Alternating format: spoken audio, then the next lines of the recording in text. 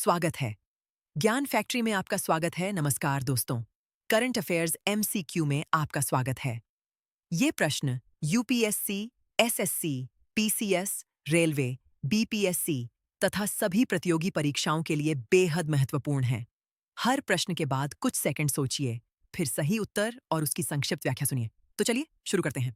सवाल number 1। VBG RAM जी अधिनियम का पूरा नाम क्या है? ए विकसित भारत गारंटी रोजगार आजीविका अधिनियम।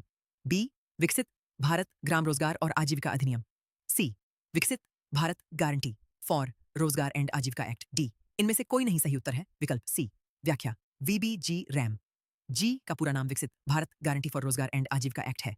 सवाल नंबर 2। वीबीजी रैम जी अधिनियम कब से लागू हुआ? ए 1 जुलाई 2026, बी 1 जून 2026, सी 1 जुलाई 2025, डी 15 अगस्त 2026। सही उत्तर है विकल्प ए। व्याख्या यह अधिनियम 1 जुलाई 2026 से लागू किया गया है। सवाल नंबर 3। नए अधिनियम में कितने दिनों के रोजगार की गारंटी दी गई है? ए 100 दिन, बी 125 दिन, सी 150 दिन, डी 200 दिन। सही उत्तर है विकल्प बी। व्याख्या अब पहले के 100 दिनों के स्थान पर 125 दिनों के रोजगार की गारंटी दी जाएगी।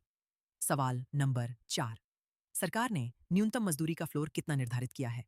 ए 200 रुपए, बी 250 रुपए, सी 300 रुपए, डी 400 रुपए। सही उत्तर है विकल्प सी। व्याख्या सरकार ने न्यूनतम मजदूरी का फ्लोर 300 रुपये प्रतिदिन निर्धारित किया है।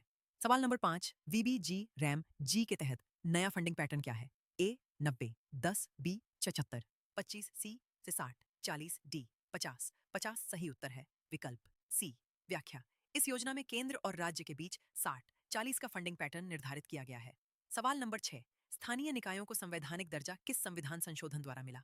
ए 78वां और 73वां, बी 77वां और 74वां, सी 76वां और 76वां, डी 80वां और 81वां। सही उत्तर है विकल्प बी। व्याख्या 76वें और 74वें संविधान संशोधन के माध्यम से पंचायतों और नगर निकायों को संवैधानिक दर्जा मिला। सवाल नंबर 7। मानहानि अर्थात डिफेमेशन का उल्लेख भारतीय दंड संहिता की किन धाराओं में था? ए धारा 499 और 500, बी धारा 302 और 307, सी धारा 420 और 421, डी धारा 144 और 145। सही उत्तर है विकल्प ए। व्याख्या भारतीय दंड संहिता की धारा 499 और 500 मानहानि से संबंधित थी। सवाल नंबर 8। वाक एवं अभिव्यक्ति की स्वतंत्रता किस अनुच्छेद में दी गई है?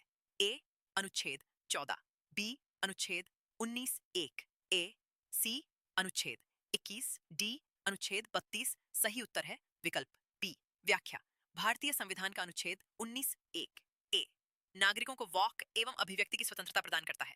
सवाल नंबर 9। मानहानि किस अनुच्छेद के तहत उचित प्रतिबंध मानी जाती है?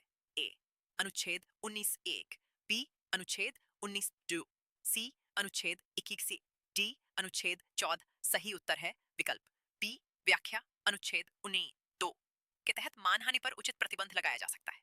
सवाल नंबर 10। सुब्रमण्यम स्वामी मामला किससे संबंधित है? ए पर्यावरण संरक्षण, बी मानहानि कानून की वैधता, सी सूचना का अधिकार, डी पंचायत चुनाव। सही उत्तर है विकल्प बी। व्याख्या इस मामले में सर्वोच्च न्यायालय ने आपराधिक मानहानि कानून की संवैधानिक वैधता को बरकरार रखा।